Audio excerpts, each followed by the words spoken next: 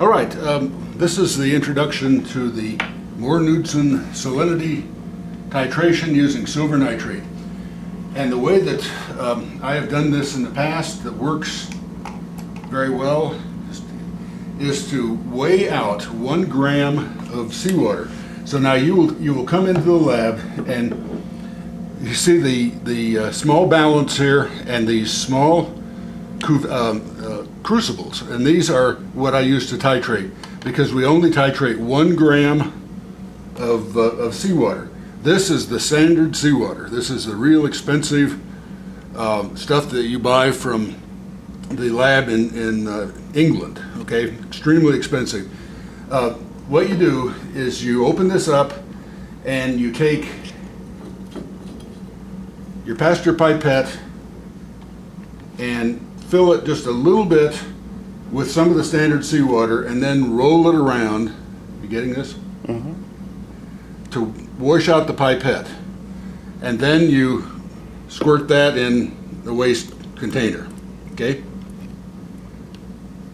Then you carefully go back into the standard seawater, get some, put the crucible on the balance and press 0, and then drip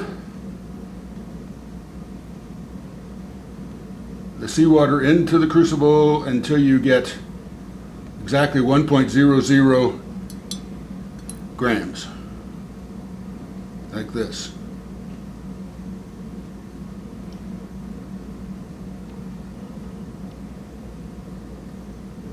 There we go. And you see 0.991, that's close enough. This is balance is a little tricky. Take the crucible off, and you then take your potassium chromate indicator, the yellow stuff. Don't forget this. And you suck up some, and you put about 1, 2, 3, 4, 5 drops until the solution looks nice and yellow. See that? Can you see it? Mm-hmm. All right, then you take a spin bar and carefully drop it in. You notice that the spin bar doesn't, the liquid doesn't even cover the spin bar, okay? Then you put it on the magnetic mixer and start the magnetic mixer until you hear it go tink, tink, tink, tink, tink, tink, tink, tink, tink, like that. So you have good mixing, but not splashing. Now, I've put silver nitrate solution, this is the silver nitrate solution, in the burette. And you don't have to have have it filled clear to the top, but you have to know what your starting point is. All right, so now I have to stand up just a little bit. My starting point here looks like exactly 9 milliliters, okay? Alrighty. Now you lower the burette down so you can't miss. So the tip is right into the cuvette. And then you start dripping. And you notice now what happens when the silver nitrate falls into the seawater. You start to get, not opened yet. Here goes.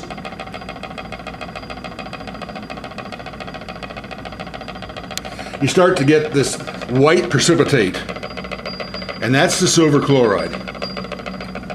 Can you see this? You see how it got kind of milky?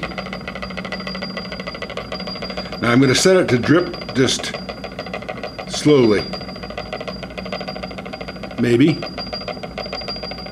Yeah, there, drip, drip, drip. You see that? Now you see a red color? I'm going to turn the mixing down. Down, down. All right. You see that red color that appears and then goes away? Now I'm going to start it mixing a little bit more. You see how every time a drop hits, it flashes red? Are you getting it? Mm-hmm. Okay. All right. So now you also see a lot of white, like cottage cheese stuff in there. And again, that's the silver chloride.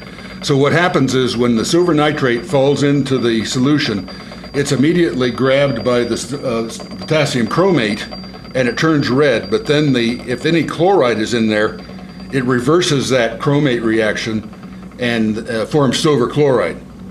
So now I'm going to speed it up a little bit for the sake of the movie.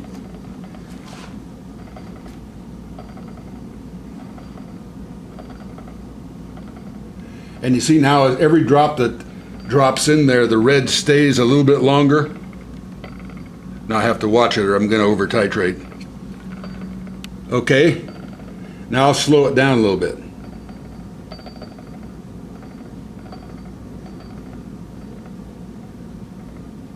A few drops, red color goes away, but very slowly. I might be close to the end point now.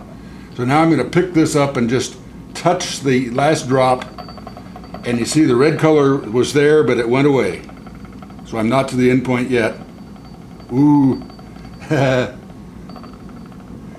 And the red color is there, and the red color is there. I might have gone one drop over. But you see how that red, dirty red color stays and persists, and that's the end point. And now I read the burette. Don't forget to do that.